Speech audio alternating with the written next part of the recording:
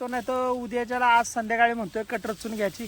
आज रविवार आहे, आज संध्याकाळच्याला कट रचायची आणि म्हणजे माझ्या मागचं एक काम संपलं.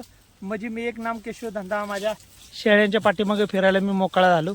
आणि रोज मला 12 12:15 वाजताच्या शेळ्या सोडायला. काल तर 1:30 वाजता शेळ्या सोडल्या.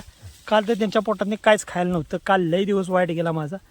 तरी नशिबानं मला ईश्वरांना आमच्या गावचे सांगोड गावचे ईश्वरांना आहे तर त्यांच्या शेताकडेला एक घोळीचं वावर होतं ते गावलं आणि ते घोळीच्या वावरात आपले शेळीने माझ्या मनसोक्त खाल्लं.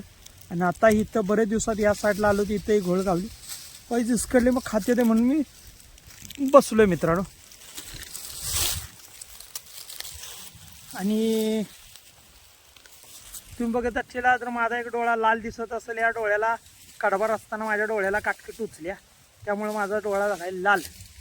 आणि आता लाल झाला तर संध्याकाळी गेल्यावर ड्रॉप सोडायचा आणि ड्रॉप सोडून व्हायचा आराम घेतला का नाही संध्याकाळी सकाळच्या बारी डोळा निवळेल असा माझा अंदाज आहे.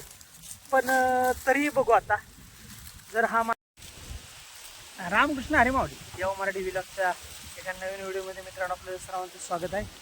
वास्तविकता आता एक 4-5 दिवस झालं व्हिडिओ ना बनवण्याचं कारण आहे का मित्रांनो, जरा आमच्या घरातली धावपळ चालली होती कामाची.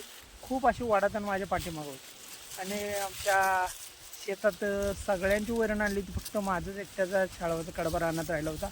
मग ते आणण्यासाठी खूप लगबग चालली होती माझी. आणि त्यात आवाड रोज येते पावसाचा हाहाकार माझ्याला. पंजाब डक यांनी सांगितलं की ह्या 4 दिवसात तुमच्याकडे भरपूर असा पाऊस लागेल.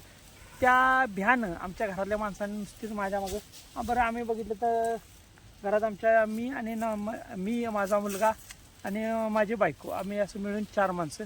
तर 4 मटक्यांची धांदल उठली होती की आता पाऊस आला तर वैरण भिजणार, पाऊस आला तर वैरण भिजणार.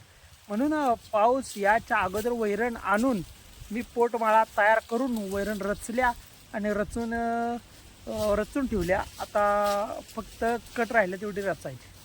जर तुम्हाला मित्रांनो जर व्हिडिओ आवडला त्या व्हिडिओला नक्की लाईक करा, सबस्क्राईब करा. रामकृष्ण हरी.